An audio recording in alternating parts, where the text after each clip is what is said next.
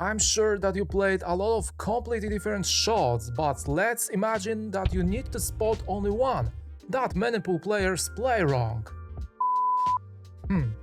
I'm sure that in most cases players think about false shot, draw shot and shot with side spin, and you will be completely surprised, but no. There is one more shot that we need to talk about. Of course, it is stop shot. But wait a second. Are you kidding me? Stop shot is actually very easy to execute. Yes, you are right, but many players think that they played this shot correctly, but reality is completely different. And this is the main problem of this episode, and I'm going to explain step by step how to execute stop shot and what you should and shouldn't do to play this type of shot correctly. Sounds promising, right? So prepare a cup of coffee, and before we start, please make sure to leave a thumbs up for me and hit the subscribe button if you want to watch more videos like this. Action!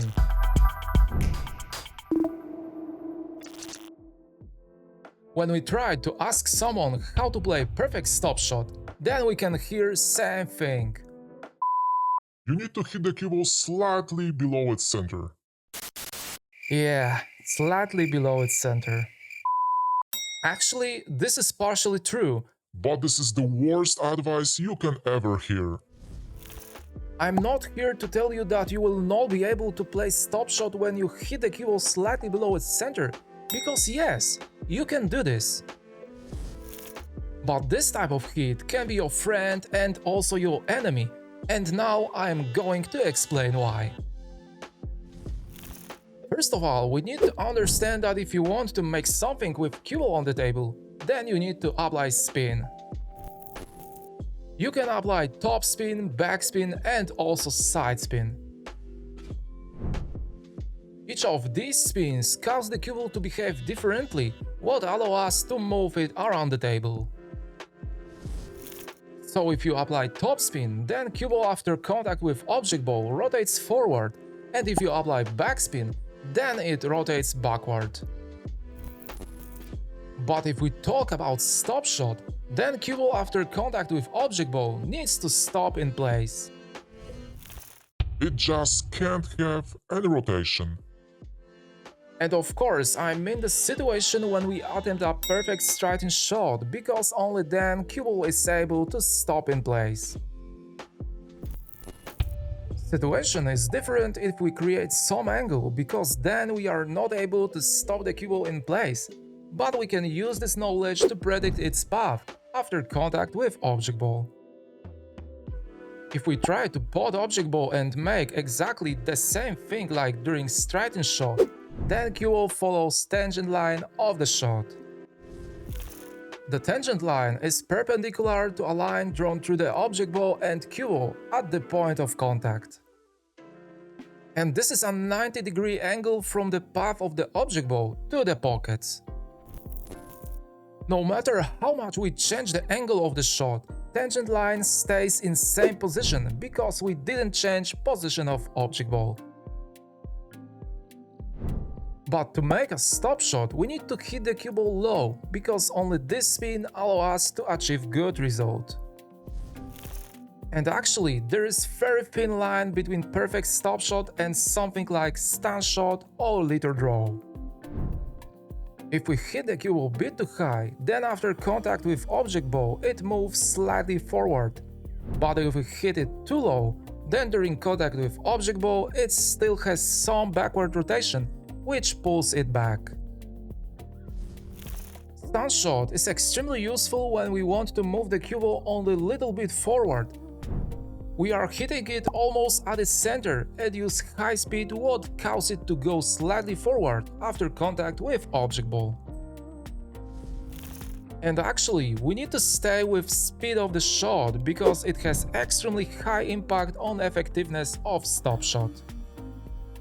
We can very easily distinguish a beginner from pro pool player by how they execute a stop shot.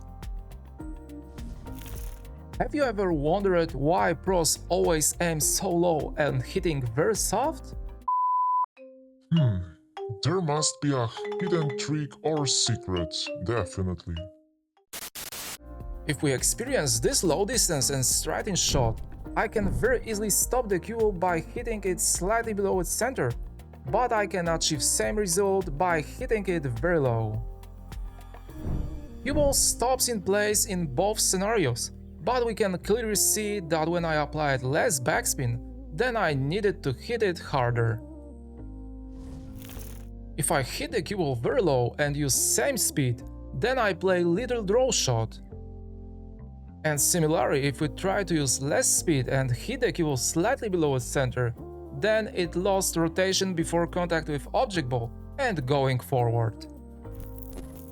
So as you can see, speed of the shot is extremely important when we need to play stop shot, and it highly impacts the quality of our game. To better visualize this thing, I will use this situation where we need to pot 8 ball and make position for the 9 ball. As you can see, we have some angle and our goal is to play stop shot and stay on the same side of the table.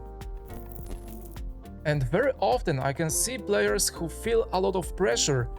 They execute a stop shot by hitting slightly below its center, but high speed applied to the cue ball cause it to travel very long distance and land in a very uncomfortable place. We can very easily avoid this problem, but this time we need to hit the cue ball very soft and low. And as you can see, I used much less speed during this shot and cue ball almost didn't move to the side, and I have perfect position for the 9 ball. On the other hand, we face situation like this, where this time we have much more angle on the 8 ball, and if we try to play stop shot by hitting the cue ball slightly below its center, then we need to use more speed, what result that cue ball going along tangent line touches rail and lands in a very uncomfortable place. But if we try to hit the cue ball very low and apply less speed, then you can see that the result is completely different, because cue ball travel at much shorter distance, what result with perfect position for the 9 ball. Soft stroke can be extremely important in situation when we face this money ball. If we try to play stop shot but we hit the cue ball very hard, then object ball which touches rail first will stay on the table because was not accepted due to pocket speed factor. But we can make this ball very easily by hitting the cue ball very low and using much less speed. So at this point we can spot very important conclusion that if we want to execute perfect stop shot, then we need to hit the cue ball low. Very, very low. Your stroke needs to be very soft, and then I'm sure that you will be able to play stop shot like a pro. But on the other hand, I need to mention distance of the shot, because this factor has huge impact when we play stop shots. As you could see before, I used low distance shots to explain concept of stop shot, but let's see what will happen if we start to increase distance of the shot. No matter how much we increase distance of the shot, we still need to cause the cue ball to lose its backward rotation right in moment of contact with object ball. But if we attempt longer shots, then we need to apply more speed, and it will be much harder to hit object ball perfectly straight. And actually, I can't tell you how much speed you need to apply to the cue ball, because we always need to consider factors like condition of cloth, condition of balls, and air humidity in pool hall. These three factors have extremely high impact on this what will happen with balls on the table. In professional tournaments, we can experience perfect conditions and players don't have to put as much effort to move ball around the table or to apply intended spin. Executing long and deep draw shots is much easier than in situation when we play in local pool hall where cloth and balls are a bit older. If you want to learn how to execute perfect stop shot, then I can recommend these two exercises. In the first scenario, we need to start with putting the cue ball and object ball in positions as you can see on this graphic. Our goal is to play perfect stop shot in such a way that cue ball cannot move after contact with object ball. If you notice that the cue ball moves to the left or right, or rotates with side spin, then it means that you didn't hit the cue ball at its center vertical line.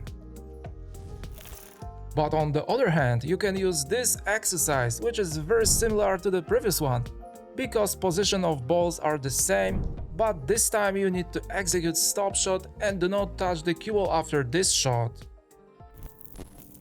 You need to put another object ball on the opposite point and try to play another perfect stop shot again. Our goal is to keep the cue ball as close as possible to the straight line and make as many pots in a row as possible until cue ball will touch rail or you miss the object ball. And this time executing perfect stop shot is much more important, because if cue ball leaves straight line too much, then it may be impossible to make another clean shot. I'm sure that if you pay more attention in your practice to this aspect, then you will be able to execute stop shot with much more quality, which smoothly transition into overall quality of your game.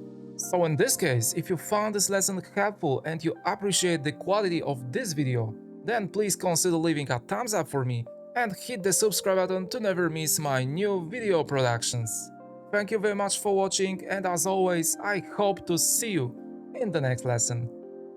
Take care.